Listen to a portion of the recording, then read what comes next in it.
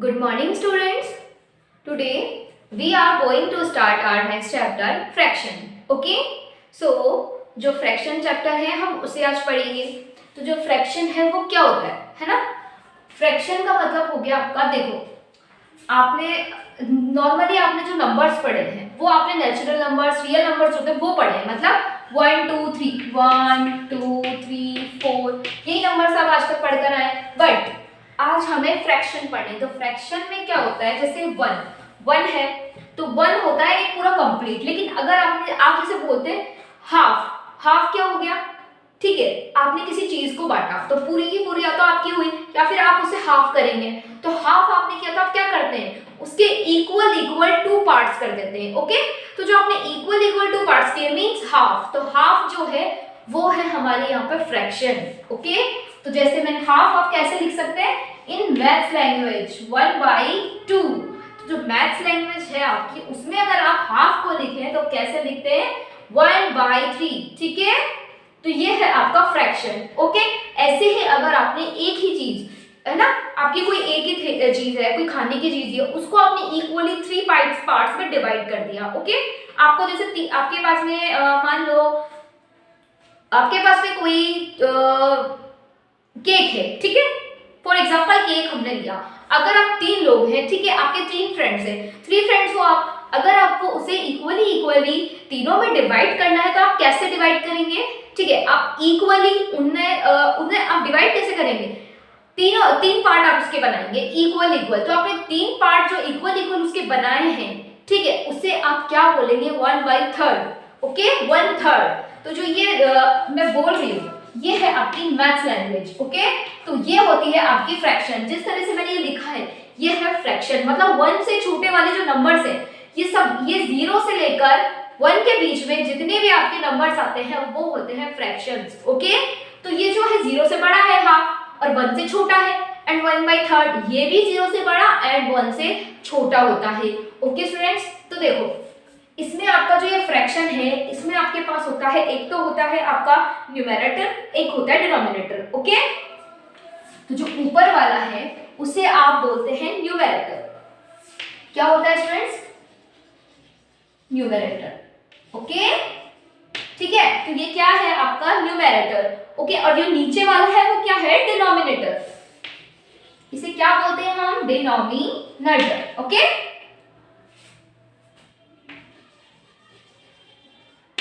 Denominator. Okay student, तो ये है आपका न्यूमरेटर एंड ये है आपका डिनोमिनेटर. ठीक है, तो आपका जो न्यूमरेटर है वो हमेशा छोटा होगा एंड डिनोमिनेटर है वो हमेशा बड़ा होगा, तो ही ये फ्रैक्शन होता है. ओके, तो ये बात आपको अच्छे से समझ आनी चाहिए. एंड अब हम फ्रैक्शंस को कैसे सीखते हैं, आप फ्रैक्शन को सबसे इजीली सीख सकते हैं शेप्स से. ठीक है, जैसे हमारे पास में यहाँ पे कोई सर्कल है, ठीक है, तो मैंने इसे ऐसे डिवाइड कर दिया. तो ये जो सर्कल मैंने बनाया है तो ये है इसका, मैंने इसे 2 इक्वल पार्ट्स में डिवाइड कर दिया. तो देखो ये जो इसका ये पार्ट है, मतलब ये 1/2 पार्ट में डिवाइड कर दिया. तो ये जो शेडेड, अब आपसे पूछे ये जो शेडेड है,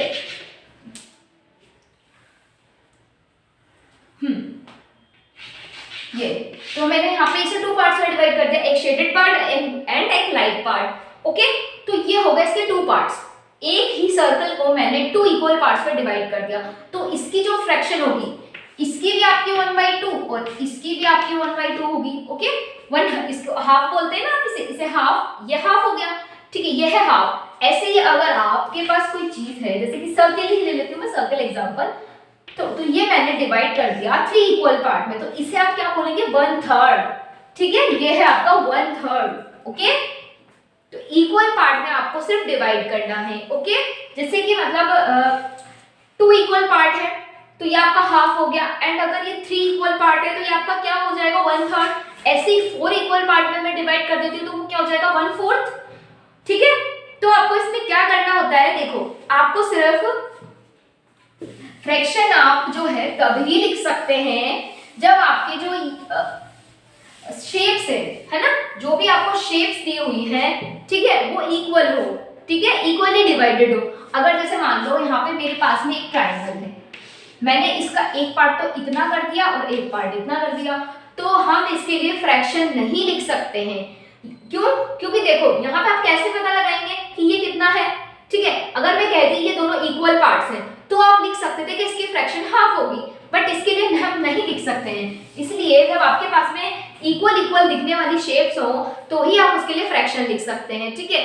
आपके पास में कुछ इस टाइप के क्वेश्चन होंगे बुक में, जैसे कि मान लो मैंने यहाँ पे आपको क्या करना है, मैंने बोला वन हाफ वाली जो फ्रैक्शन वन हाफ फ्रैक्शन है उसको शो करने वाली पिक्चर को आपको क्या करना है, टिक करना है, या फिर आपको किसी भी वन हाफ ये है उसको ड्रॉ करना है, ठीक है। तो वन हाफ को आपको क्या कर सके, शो कर सके।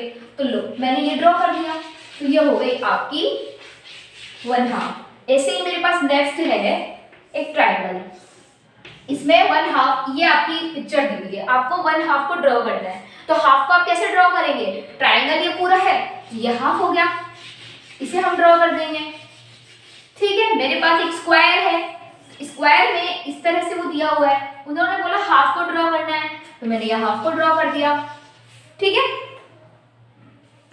ऐसे ही अगर वो 1/3 के लिए बोलता है तो आपको 1/3 को ड्रॉ कर देना है, ठीक है। मैंने लिया है यहाँ पे, देखो सॉरी, हाँ ये मैंने यहाँ पे लिया है, ये है आपका सर्कल। अब वो बोल रहे हैं आपसे आपको 1/3 इस सर्कल के 1/3 पार्ट को ड्रॉ करना है। तो कैसे ड्रॉ करेंगे, इसके एक पार्ट को आप क्या करेंगे, ड्रॉ कर देंगे। तो ये हो गया आपका 1/3, ठीक है।